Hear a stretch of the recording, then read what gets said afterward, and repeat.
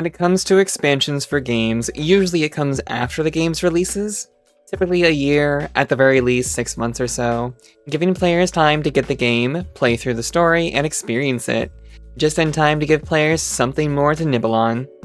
And Pokémon is no stranger to this concept. When it comes to expansions for games, usually it comes after the game's releases. As Generation 8 Sword and Shield introduced their first expansion with the Isles of Armor 7 months after the base game came out, then releasing its second 4 months later with the Crown Tundra. With Generation 9 Scarlet and Violet, they waited nearly a whole year to release the expansion, The Hidden Treasure of Area Zero, 2 parts with an epilogue. Now, with the second Legends game coming out in less than 3 weeks from now, we already got the announcement for its DLC. Yet, a lot of fans, myself included, were left scratching our heads after this reveal, because for any game out there, it is rather strange to announce DLC or the expansions before the games even come out. And it's this, mixed with the other things that Nintendo showed off during their most recent Direct, that sparks questions and concerns that more and more people are having with the company. Pokémon Legends ZA's DLC, Mega Dimensions, is just one that stands out the most though. There's a few other concerns that I have with this game as well that I'll get into. Their greed, the cost of everything, and some news regarding Pokémon Home. So, for starters, the DLC. This was honestly a big shock for most, myself included, because it wasn't just simply saying, hey Pokémon fans, this game that we're making will eventually have an expansion added later. We hope that you're excited to hear more about it later next year after having played through the story for Legends ZA. Instead, we not only got the announcement of said DLC, we got a full-on trailer, revealing 2 new Mega Forms for Raichu. Now, while it didn't show the release date for it right away, it's revealed now that the expansion will be releasing into 2 different waves. The first being cosmetics when the game releases in October, but Wave 2 is planned for February 28th next year, just a day after Pokemon Day. Yet it's still strange to many fans out there to even get DLC announced before the base game is even playable. Because honestly, one of the biggest concerns people are going to have, one that even I had while watching the Direct live, is the concern on whether or not this is cut content from the base game. This of course gives people the impression that the developers and the company are showing their true colors of being greedy. Because, let's be honest, Pokemon is a gigantic brand. Slap the name on anything and a large majority of the fanbase will pay top dollar just to have it. And that's even regardless of the quality of it. If you guys want a prime example of this, Generation 9 Scarlet and Violet. Those 2 games were played with so many issues, it was ridiculous. Yet despite everything and the poor reception from fans and even reviewers alike, those games are still selling, nearly reaching the level of the first games. Whatever the reason though, the debate on this is still left on the table. However, there might be some potential explanations as to why this DLC was announced in the way it was. For starters, Legends ZA was originally planned to release in November of 2024. However, several things went down that caused them to delay it. While the Pokemon Company and Game Freak themselves probably don't wish to admit it, the Terra leaks probably had some influence to this. However, I don't think it would be considered the main cause though. It's more than likely a combination of 2 things. The first being the overwhelming negative response that they got with Pokemon Scarlet and Violet. The second one being Nintendo's still unannounced Switch 2 console at the time, which, when it was revealed later on, more people started to speculate that Game Freak probably delayed the game to give themselves even more time to develop and polish the game on the new hardware, avoiding the horrible performance of Generation 9. Of course, more on that later. So basically, you could say that they delayed the base game of Legends ZA to work on it more, however, also simultaneously working on the DLC. So while it's releasing here in late 2025, the DLC is actually releasing on schedule just a few months later. However, though, that's just a theory. Another reason is, of course, the game was delayed. However, they're pushing out the DLC as soon as they can, because they already have Generation 10 scheduled to be announced just in time for the franchise's 30th anniversary next year. Because of course, Pokemon Day is February 27th, and the DLC for Mega Dimensions is roughly planned to release sometime after. Of course, this is just a fan theory that people have. I mean, for all we know, we could easily just get Generation 5 remakes instead. I'm honestly more excited for Generation 5 remakes than Generation 10 at this point. But to move on to the third fan theory on why, which of course is honestly a rather simple one, it's kind of a combination of the previous two. They are in fact pushing out the DLC in February, so then that way they can announce their next Pokemon game during Pokemon Day.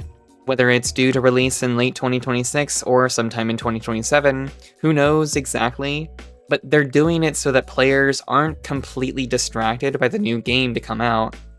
But if it were me, I do really hope if anything does get announced on Pokemon Day, it won't come out until 2027. Game Freak delayed Legends ZA in the first place due to fans' poor reaction to how terrible Scarlet and Violet were.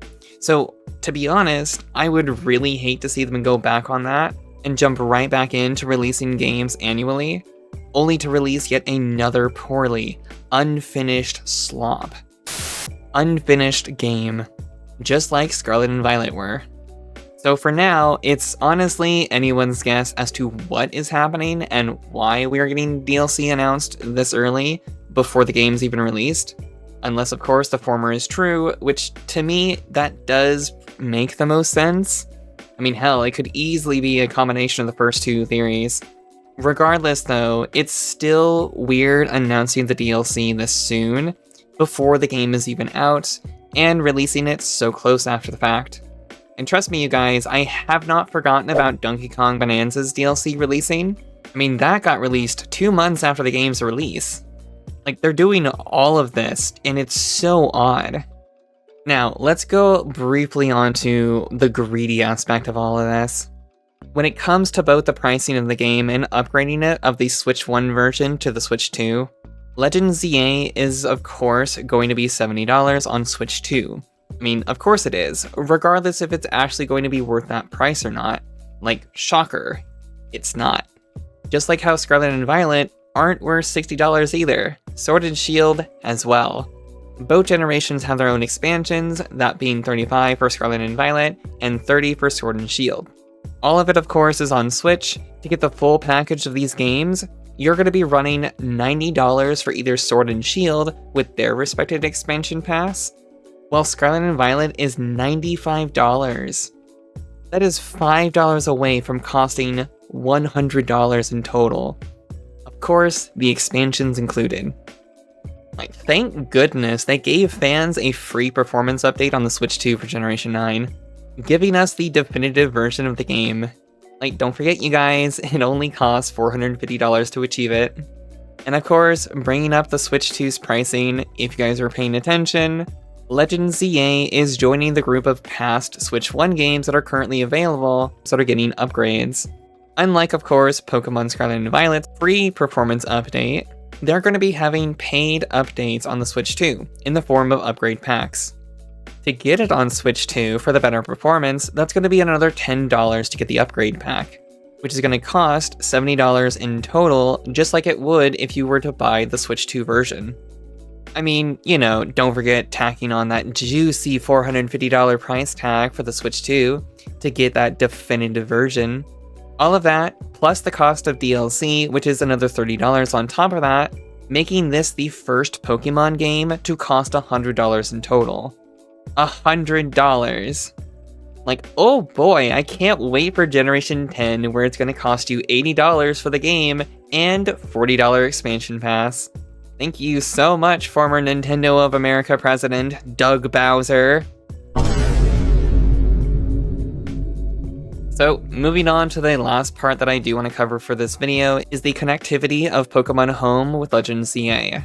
Because there is some good news, but it's mostly bad news. The good news that I have to say is that we already have confirmation that we will be able to use Home sometime in 2026. It's honestly better than previous titles, where it took us a few months after the release before we even got the announcement of Home updating in order to connect to those games. And that's about it for the good news. The bad news is that any Pokemon that comes from Legends ZA can't be sent to previous titles in the series. That also means any Pokemon that you send from home to Legends EA will also be unable to send back to your previous games. So be extra cautious on who you send to those games. To be honest with you guys, I'm not entirely sure why this is happening, but it's rather unfortunate this is the case. I can't say the same thing if sending Pokemon to Champions next year in 2026 will be the same. I doubt it though, but honestly, who knows? Either way though, this sucks. Like seriously, be careful who you send. So yeah, it's weird to announce DLC before the game actually releases. Most likely because the base game was indeed delayed. The DLC was also being worked on, so they could release it as planned. It just feels like a mess these past couple of generations. Generation 9, of course, being the most controversial. As well, having to get a Switch 2 to get the definitive versions of these games to run like they should. Like seriously, gaming is really becoming more and more of just a luxury that most consumers now are just finding harder and harder to afford. Because did you guys also see Xbox announce their new handheld collab with the ROG Ally X? Like that shit costs $1,000.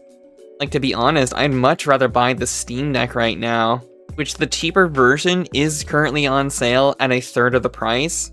And with that price, honestly, you can snag easily a dozen games that are on sale, and maybe still have enough to afford a Switch 2.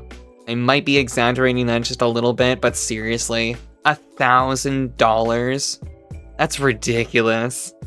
But I know, people are gonna buy it anyways. Same thing happened with the Switch 2, same thing's gonna happen with the DLC here. But that's about it. Let me know your thoughts in the comments, like, share, subscribe if you enjoyed. Members, my lovelies, you guys are great and I appreciate the support. Later.